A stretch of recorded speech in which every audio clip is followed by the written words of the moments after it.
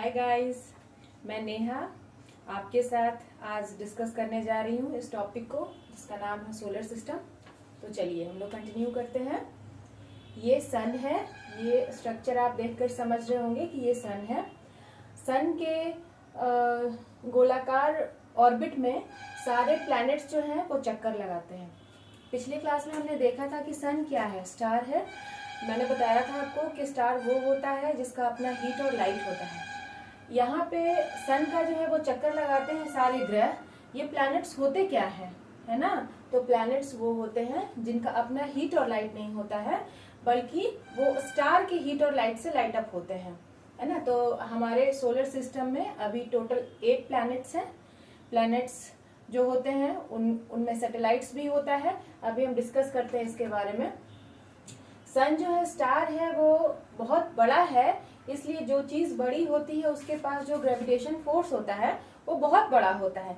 इसलिए सन क्या करता है, ये सारे प्लैनेट्स पे अपना ग्रेविटेशन फोर्स लगाता है। इस वजह से आप देखेंगे ये जो सन के पास वाला जो प्लैनेट है इसको बोलते हैं मरकरी। क्या है ये? मरकरी। उसके बाद ये है सेकंड नंबर पे वीनस, थर्ड नंबर पे अर्थ और फोर्थ पे मार्स। सन के पास में जो 4 प्लैनेट्स हैं इसको हम लोग बोलते हैं इनर प्लैनेट या टेरेस्ट्रियल प्लैनेट।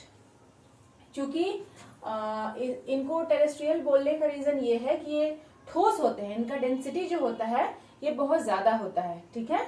और बीच में जो है मार्स के बाद एक बेल्ट होता है जिसको हम लोग हिंदी में क्षुद्र ग्रह और एस्ट्रॉइड बेल्ट बोलते हैं। ये क्या है? ये जो है ना, ये ग्रह का ही टुकड़ा है, टुकड़ा ये बचा हुआ है जिसको इधर से सन अपनी ओर खींच रहा है और इधर से आउटर प्लैनेट जो है वो अपनी ओर खींच रहा है। अभी आपसे डिस्कस करेंगे कि आउटर प्लैनेट क्या होता है। ये जो बेल्ट आप देख रहे हैं, एस्ट्रॉइड बेल्ट, ठीक है, ये डिवीजन का काम करता है इनर प्लैनेट में और आउटर प्लैनेट में। एस्ट्रॉइड बेल्ट के बाद वाले प्लैनेट में हम लोग देखेंगे कि ये सबसे बड़ा प्लैनेट जो है जुपिटर, जिसको बृहस्पति ग्रह भी बोलते हैं, सबसे बड़ा प्लैनेट है। उसके बाद सैटर्न, जिसको हम लोग शनि बोलते हैं, ठीक है। उसके बाद यूरेनस, उसके बाद नेपच्यून। टोटल 8 प्लैनेट है ये, ठीक है। ये जुपिटर जो है सोलर सिस्टम में ये सबसे बड़ा प्लैनेट होता है। क्योंकि ये सबसे बड़ा है तो इसके पास बहुत सारा, सबसे ज्यादा सैटेलाइट भी है ना, जिसमें सबसे बड़ा इसका सैटेलाइट है गैनीमेड, ठीक है। और अर्थ के पास जो थर्ड नंबर पे है प्लैनेट, अर्थ के पास जो सैटेलाइट है वो है मून। सैटेलाइट क्या होता है? सैटेलाइट को हिंदी में उपग्रह बोलते हैं। ये क्या करता है? ये प्लैनेट का चक्कर लगाता है। एक बात और है, ये जो सन के सबसे पास वाला प्लैनेट है मरकरी और वीनस, इसके पास अपना सैटेलाइट नहीं है, क्योंकि सन का काम है ग्रेविटेशन फोर्स से अपनी तरफ खींच लेना चीजों को।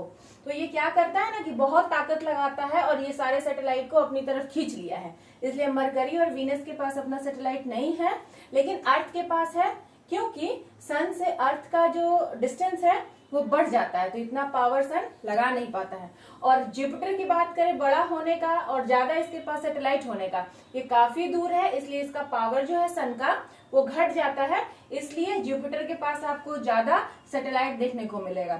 करीब करीब इनमें 73 सैटेलाइट है, जिसमें गैनीमेड जो है वो सबसे बड़ा सैटेलाइट है। उसके बाद हम लोग देखेंगे सैटर्न, जुपिटर के बाद, जिसको हम लोग शनि बोलते हैं। इसके पास ना छल्ला जैसा स्ट्रक्चर होता है। ये क्या होता है? इसका जो सैटेलाइट है वो सबसे जो इसका नाम है सैटेलाइट का वो है टाइटन, है ना। इसके पास क्या है? छोटे छोटे छल्ले बने हुए हैं, इस तरह से रिंग्स बना हुआ है। तो ये क्या है कि इसका जो टुकड़ा छोटा छोटा बचता है ना, वही फ्लोट करते रहता है। अच्छा, एक और चीज है, इधर जो 4 प्लैनेट है हमारे, जिसमें मरकरी हो गया, वीनस, अर्थ, मार्स जो हो गया, इसको इनर प्लैनेट बोलते हैं या टेरेस्ट्रियल प्लैनेट बोलते हैं, क्योंकि इसमें डेंसिटी ज्यादा होता है, ये सॉलिड स्टेट में होता है, इस पे हम लोग रह सकते हैं। लेकिन इधर जो आउटर प्लैनेट है, जिसको हम एस्ट्रॉइड बेल्ट के बाद डिवाइड कर रहे हैं, इसको जोवियन प्लैनेट भी बोलते हैं। जोवियन प्लैनेट इसलिए बोलते हैं क्योंकि इधर का जो चारों प्लैनेट है वो जुपिटर के समान है, ये गैसियस स्टेज में ज्यादा रहता है। इधर सरवाइव करना जो है वो हमारे लिए मुश्किल है, ठीक है। तो इसको जोवियन प्लैनेट भी बोलते हैं। अब ये हो गया आपका जुपिटर, सैटर्न, यूरेनस और नेपच्यून, ठीक है। अब अगले टॉपिक में अगले क्लास में बात करेंगे। Thank you.